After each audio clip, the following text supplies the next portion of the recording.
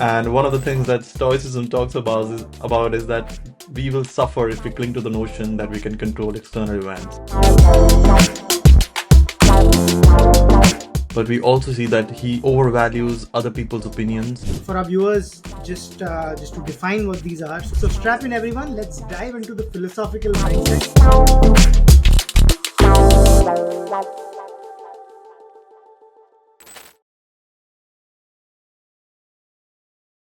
Hello, folks, and welcome back to Real Philosophy. This is your home for dissecting pop culture characters through the lens of philosophy, psychology, and some banter that we so much like.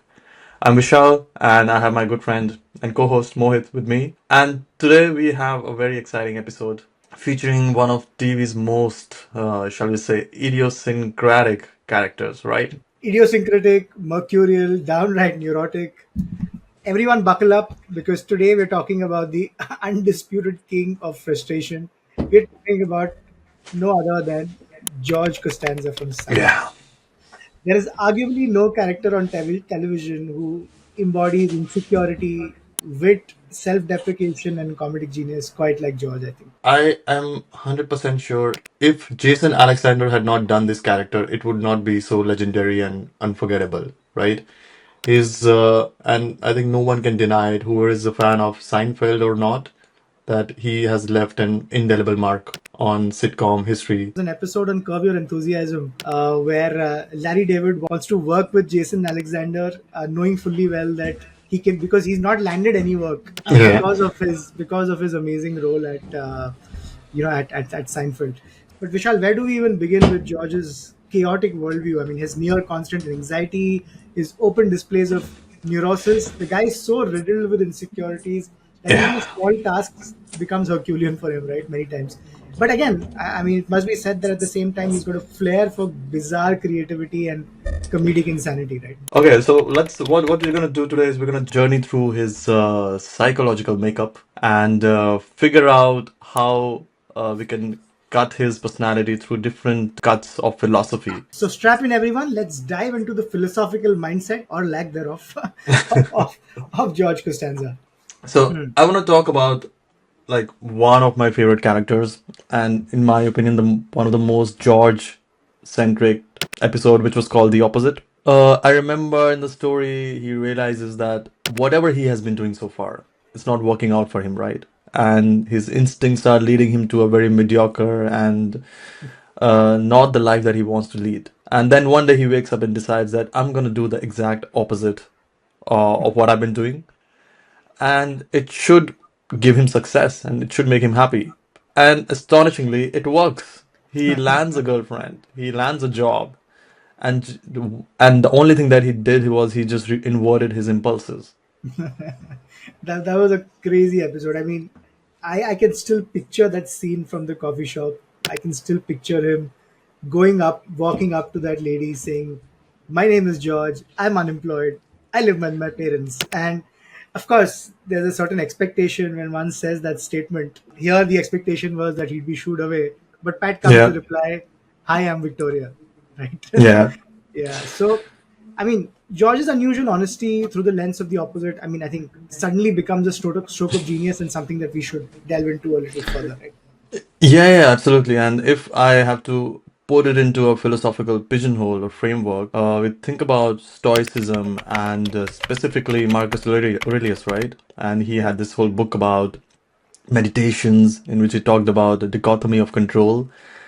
And when we learn about it in external locus of control and internal Yeah. locus of control, that we should focus on what we can control, right? The input, our thoughts, judgments, and actions, and not what happens after that. So let go of what we cannot control, right? Like other people's opinions. Exactly. So when George decides to do the opposite, he's momentarily shedding the fear of rejection that has haunted him his whole life.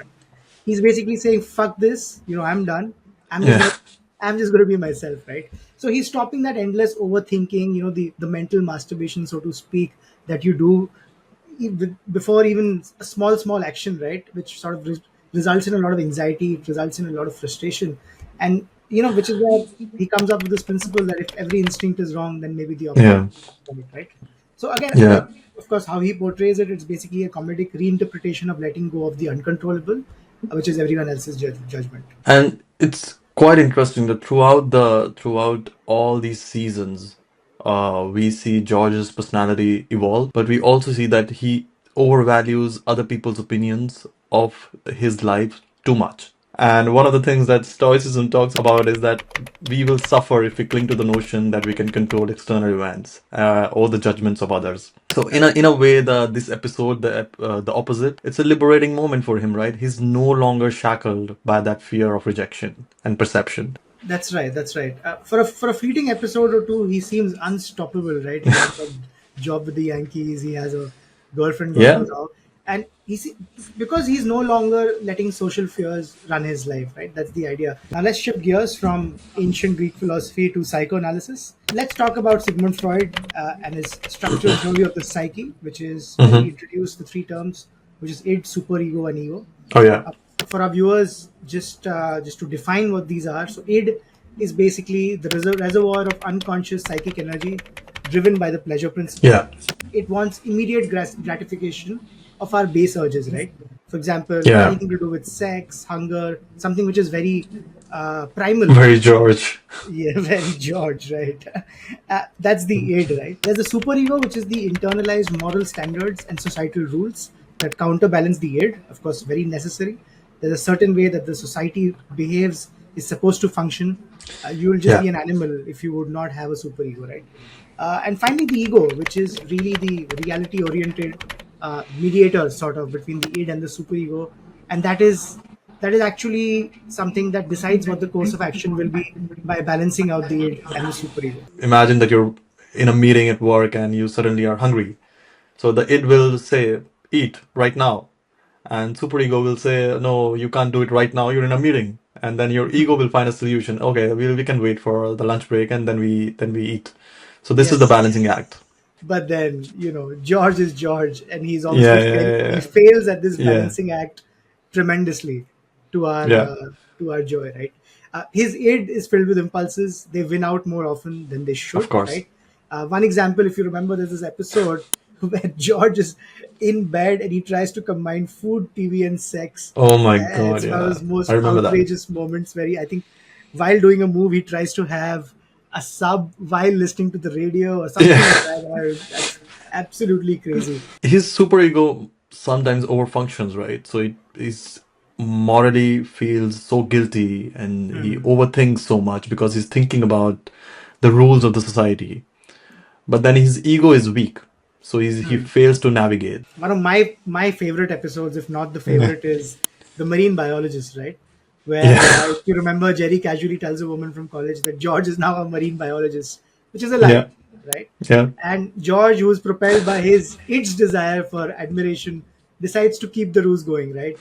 The superego yeah, might be telling him, you know what, this is wrong, this is wrong. You are gonna get screwed very soon.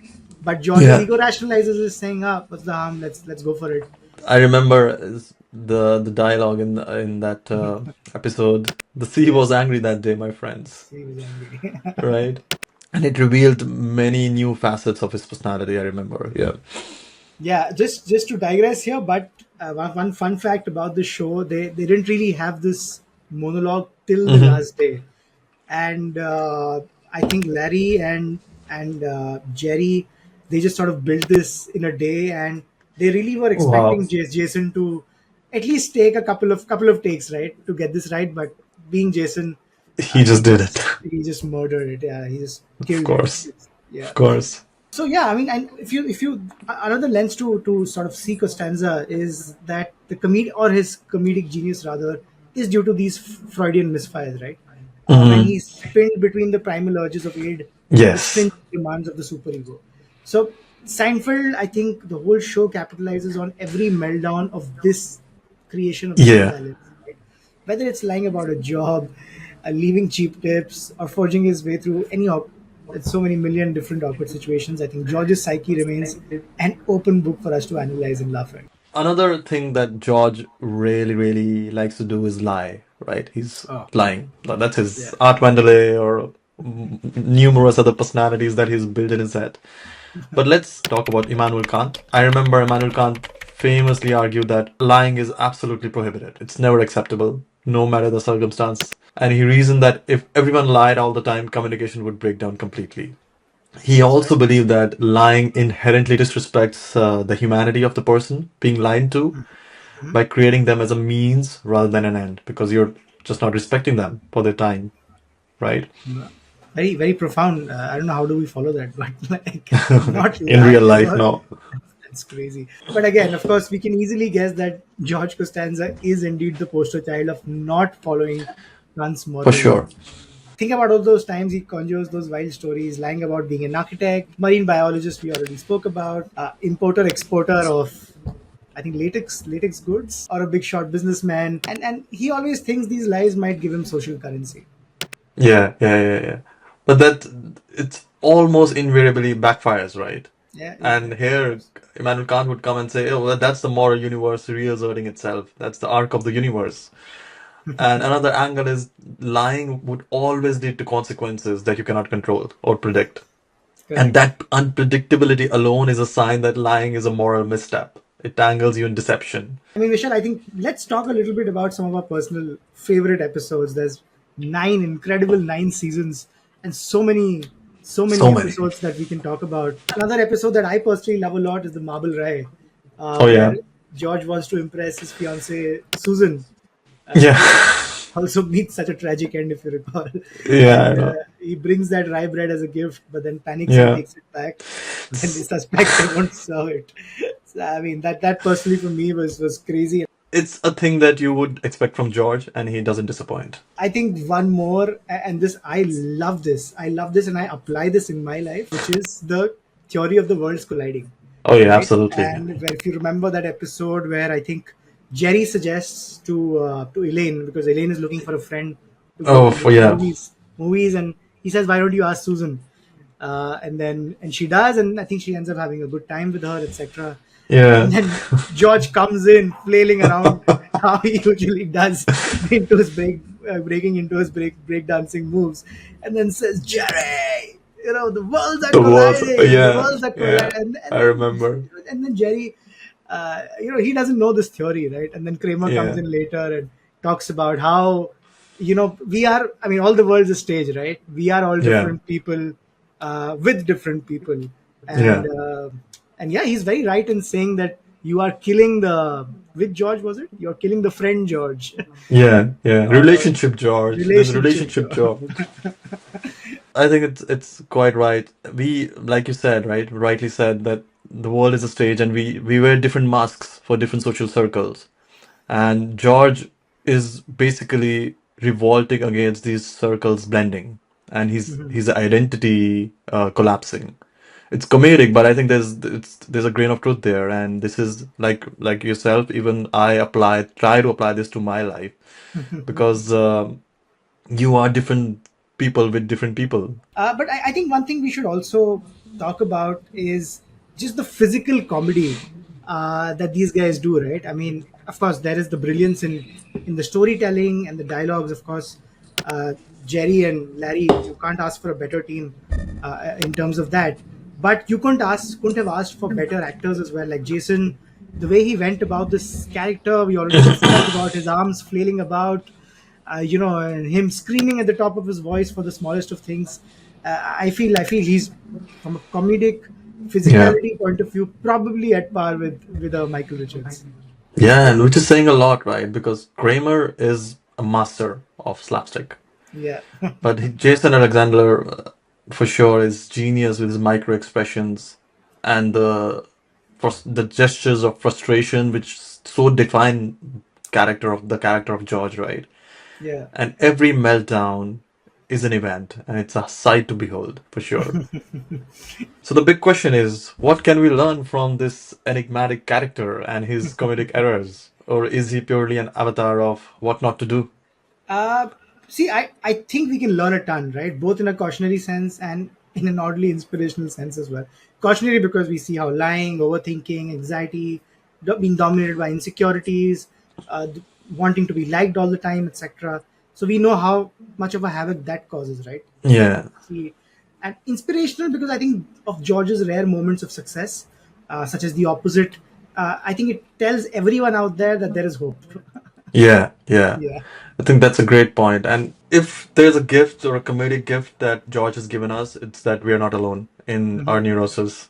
Yeah. We all have those socially awkward moments. 100%. We all fear rejection, and we sometimes tangle ourselves into knots that we cannot get out of. Yeah. And when you look at his antics, right, it allows us to laugh at those universal insecurities. And maybe then we try to be a bit kinder to ourselves looking at him. Yeah, yeah. Yeah. But Vishal, I think before we wrap, because Seinfeld and how it means, I'm sure it means a lot to you, a lot to me. Yeah, And it might be sort of digressing, or it might not be the format of the show that we follow. But I think let's take a moment to honor the stellar cast, and who I'm knows, sure. we Yeah. might end up doing that. But Jerry Yeah. Seinfeld's stoic sarcasm, you don't even know if he's acting. Like I can never tell what. I mean, is he acting? What is he doing? like, you Even know, after even after the reruns, like how many reruns we've had for the show. Yes, yes. Then of course, Julia Louis Dreyfus's unfiltered Elaine. I mean, Yeah. amazing, amazing. And of course, Michael Richards, eccentric Kramer. All of these guys, I think they balanced George perfectly. Each played a critical role, I think, in highlighting George's neurosis. And of course, how can we forget Newman, who also contributed his fair share of the I would villains. like to I would like to talk about Movement for sure. Oh yeah, wow. All right. So yeah, before we sign off, we talked about George Costanza today. It's a masterclass in comedic philosophical paradox, and that's what our show is about. A man who has this constant urge to sabotage himself, right? In one way or another. He's a man with a wild id, scolding superego and a befuddled ego. He's a liar who can't help lying, but deep down he craves honesty and simplicity. And ironically, the moment he tries to let go of all of that baggage in the opposite, he finds some success in his life. For a fleeting moment, yes. But Yes. George is a walking contradiction, and we love him for it. If you've ever tempted to take life too seriously, just watch George meltdown for half an hour. You'll I'm realize sure that it's you're on human. YouTube. George meltdown for an hour, half Oh, an hour. It'll be on YouTube. 100%. And I think all of you guys, all of you, you'll realize that we're all human, we're all flawed, and sometimes the best thing to do is just laugh at our own foibles and just chill the fuck out. Yeah, and that's precisely what real philosophy, our show, is all about. We want to mine the hidden wisdom from our favorite shows and characters and stories. And I'm so glad that we talked about George Costanza today. It's an infinite gold mine. We can do like 5 episodes just on him, right? It's Absolutely. stores. This character is so rich about with the comedic mishaps and philosophical reflection. Yeah. Yeah, I mean, we hope this deep dive into Costanza's mind has been entertaining for all of you, as it has been for us. Remember, if you're afraid to try something new, just recall George's opposite strategy. Sometimes going against your gut can lead to unexpected Hmm. success. But please don't lie about being an architect or a marine biologist. That is not going to end well. Yeah, yeah, yeah. Or do and see what happens. This has been the latest episode of Real Philosophy, guys, where we dissect the deeper layers of pop culture for your intellectual and comedic pleasure. Until next time, and keep exploring. And if you ever feel your world is about to collide, just remember a George divided against itself cannot stand. Take it easy, everyone. And as the man himself would say, serenity now. No, we know how that turned out. No? All right, this is Vishal and Mohit signing off from Real Philosophy. We'll catch you in the next one. Ciao.